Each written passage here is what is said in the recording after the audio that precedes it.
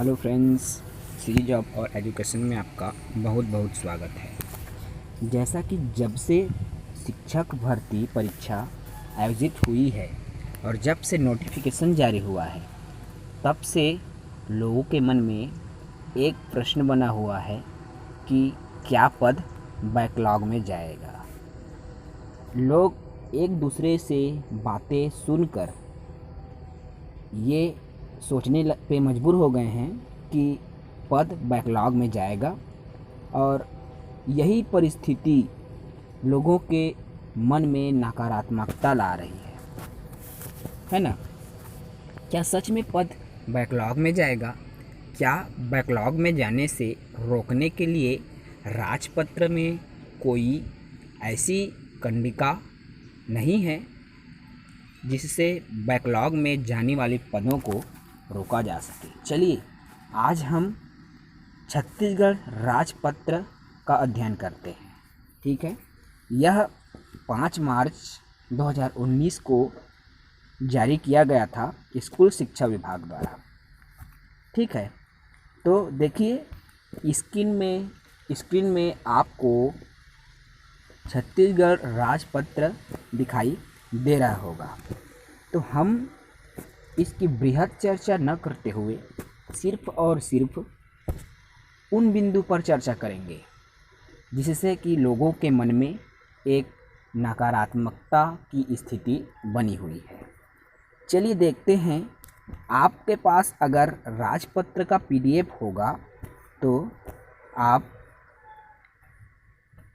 PDF में बना हुआ जो पेज है, पेज नंबर 12 देखेंगे। ठीक है, देखिए मैं आपको पेज नंबर 12 में ले जा रहा हूँ।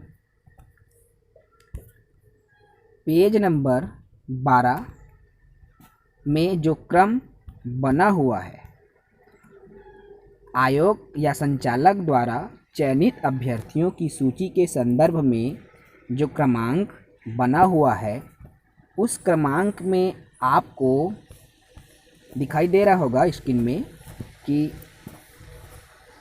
उस क्रमांक में आपको क्रम 7 में जाना होगा। देखिए स्पष्ट रूप से इस क्रम में क्या कहा गया है मैं आपको बता रहा हूँ।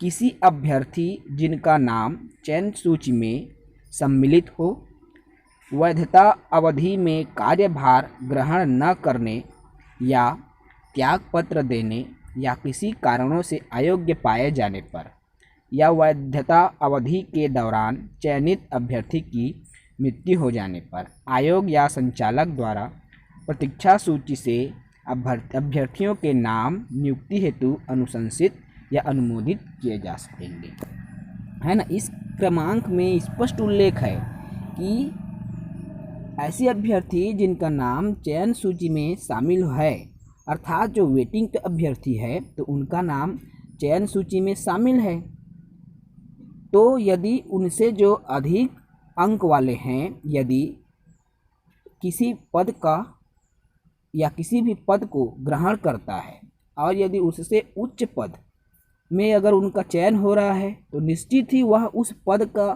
त्याग करेगा, इस्तीफा देगा, तभी वह अन्य पद पर जा सकता है ना। तो इसमें स्पष्ट उल्लेख है कि यदि वह त्यागपत्र दे रहा है उस पद से,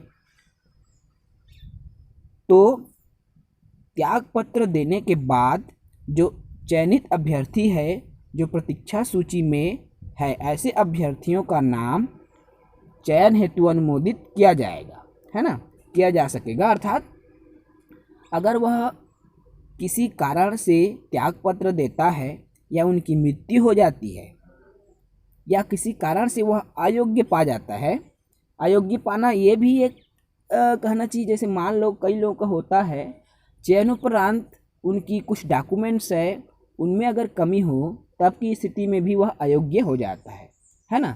वो क्या है, ज्वाइनिंग तो ले चुका है लेकिन वह त्यागपत्र दिया या किसी कारणवश अयोग्य हो गया, तो ऐसी स्थिति में जो वेटिंग के उम्मीदवार है, प्रतीक्षा सूची के उम्मीदवार है, उनको उस पद हेतु मौका दिया जाएगा।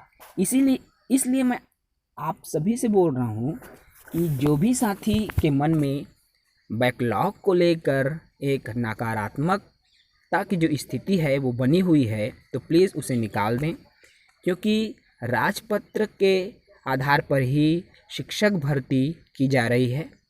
उसी के आधार पर सहायक शिक्षक का जिलावार, शिक्षक का संभागवार और व्याख्याता साथियों का राज्य स्तर पर भर्ती हो रहा है। तो निश्चित ही जो चीज़ें राजपत्र में उल्लेखित किया जा चुका है उसी के आधार पर हो रहा है, और राजपत्र में स्पष्ट उल्लेख है कि बैकलॉग नहीं जाएगा।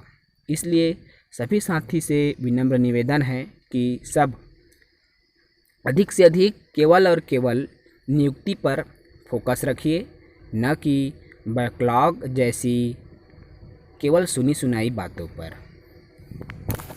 Thank you.